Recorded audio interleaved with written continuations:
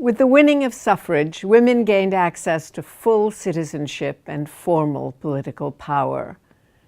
But access was not implementation. The struggle for citizenship and power would continue to the end of the 20th century and beyond. And yet women's suffrage demonstrated that the arc of women's lives had shifted from the justification of dependency to a search for independence. It's no accident that the moment in which it shifted is often identified with modernity. Urbanization and the machine age carved the path to modernity. Large cities and huge industrial plants promoted an anomie that gave individuals their heads. New managerial and impersonal bureaucratic structures created a cloak of invisibility over the networks of kin and friendship that had previously fostered prosperity and entered the workplace. Complicated financial and banking systems obscured the social responsibilities formally vested in community. Modernity separated individuals from their families and introduced new possibilities for independence and autonomy for women no less than for men. For women, modernity was a double-edged sword. On the one hand, it weakened the bonds of custom and culture, of family and community that had protected women, fostering government intervention in private lives and encouraging the substitution of law for custom.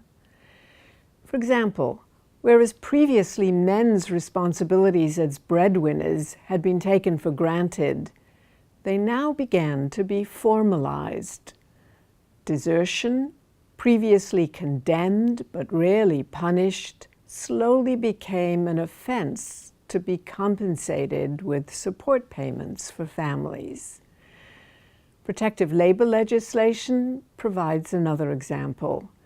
It imposed limits on women's choices at the very moment when women sought increasing independence. On the other hand, modernity provided women with new possibilities outside the framework of family.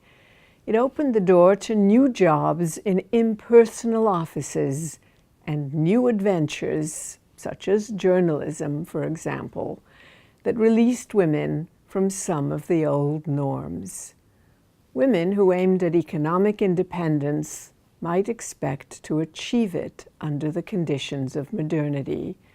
Those who sought sexual freedom found spokespersons in radicals like Emma Goldman or birth control advocates like Margaret Sanger.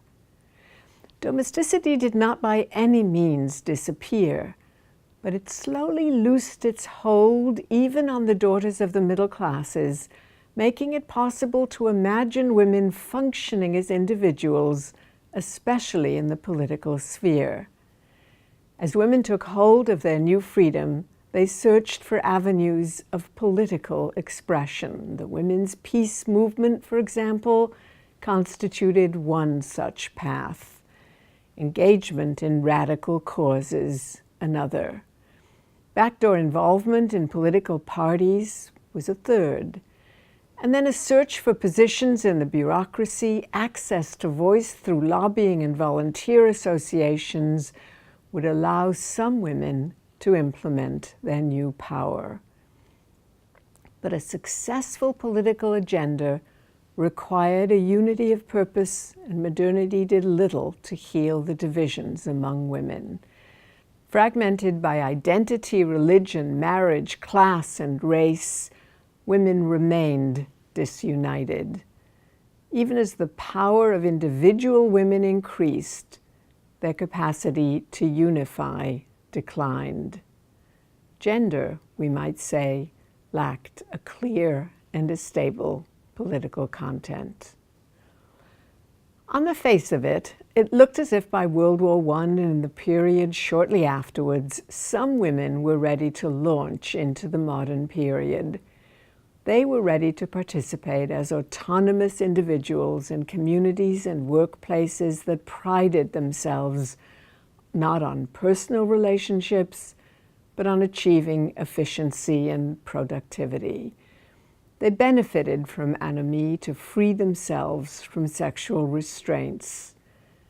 That they did not free themselves, that they could not yet bring themselves to take advantage of their newly won political power, remains a mystery to many. But historians of women see in the failure of many women to take advantage of modernity the shadow of a domesticity that had not yet disappeared.